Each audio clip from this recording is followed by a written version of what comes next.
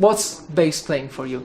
Bass playing for me is when I get to do it the way that I like to do it. It's very freeing, and it makes me feel good.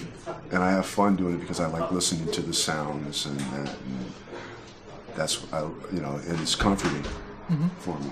This is like my blanket, like if I was a little kid. Ah, yeah, for like Linus. Linus, this is Linus, and instead of Superman the cape, no, it's Linus in my blanket. This is my comfort zone. And then the reason why I brought this one is because this is my longest relationship that I've had on this planet, but longer than my parents, longer than my son, or animals, or anything. This has been with me the longest time. So it makes me feel comfortable and fun and happy. I'm glad you introduced your bass, because we are gearheads and we have to talk a bit about gear. So Okay, please. That's what I have passion. I love. That's what I love gear. Okay, so smell, look, see. Wow, look at that. okay, so tell us a bit of story about your bass. Okay. It's the Shark bass. Well, it got called the Shark bass because I put a shark on the back of it, right? And the story of the shark, what happened is that I used to have a belt on my pants, like a concho belt, like Jimi Hendrix, silver concho belt, and I'd wear it and I'd play and I'd go like, bang, and I'd play, and I'd sweat, and the paint started wearing off. And then I'd sweat, and then the wood started getting swollen and different, right? So I asked my friend, I said, you got anything to like put on the back of the bass because I'm sweaty? And he goes, oh yeah, hold on. He went to his closet, came back, and he showed the shark. So we put it on, and then I cut the tail, because right, and so that's how the shark got on the back of it.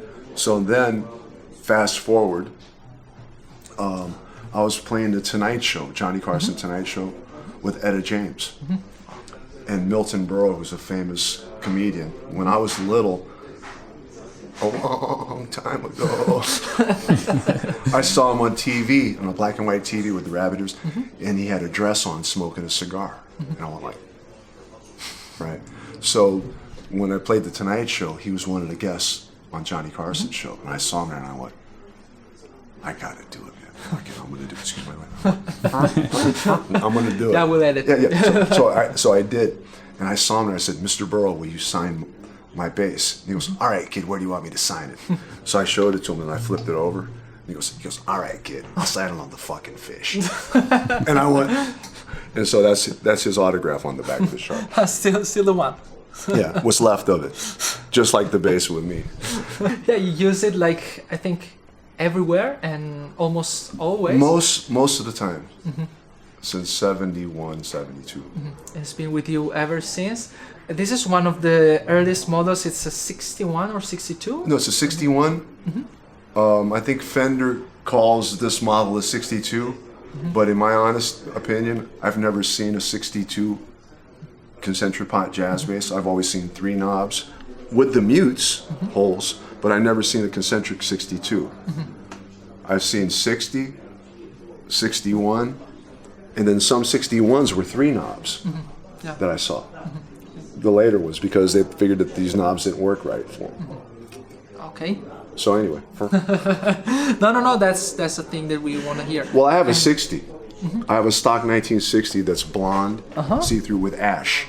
This is sunburst. It was a 3-tone sunburst, but the red would go away sometimes, and so the red would go away. It's turned into a 2-tone, and it's altered. Yeah. And still you use this one more than the 60?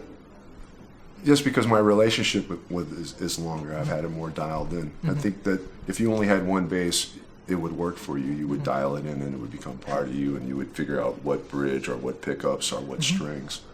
And then after the years, it becomes part of your sound or part of you. Okay. And speaking of bridge and pickups, the bridge is not the stock one. I will say that looks like some kind of badass bridge. No, good eye. This bridge became the badass bass tube. There were no badass bass tubes before this bridge. So that's like the prototype, the original one? What happened, yes. What happened is Glenn Kwan said, and I've known Glenn throughout the years in history, but Glenn goes, hey, Bobby, you want to, put a badass bass bridge on in your bass. I said, yeah. So he goes, okay, we're going to route your bass. And then I said the word that you edited out. I said, man, fuck you. Are you fucking crazy, man? You ain't routing my bass. So what happened? He goes, what do you want? I said, okay, how about brass saddles? So we put brass saddles on the bass. When I played it, it moved from left to right. He goes, what do you want? I said, make me a square that goes on top for a mass. Make it low, so when I go the triplets and boogity biggity, that it's low, because the badass one was really high. And then I said, so counter it low. I said, and then channel it so it wasn't moved from left to right. And then keep it low profile so when I hit it, I don't cut my hand. Yeah. So 2 days later, he came up with this. He goes, here. So I got the bridge, and he got the... And you never got your signature on that kind of bridge? No, because I was happy that I had a bridge. I wasn't thinking about business or anything. Now, oops, but if you look back and you look at the images, you'll see a picture of Jeff Berlin and I in a badass ad. And this bridge became that bridge, because there was only a badass one before that. So that's the history of the bridge. The more you know. He did it first. Right. Too much information, channel.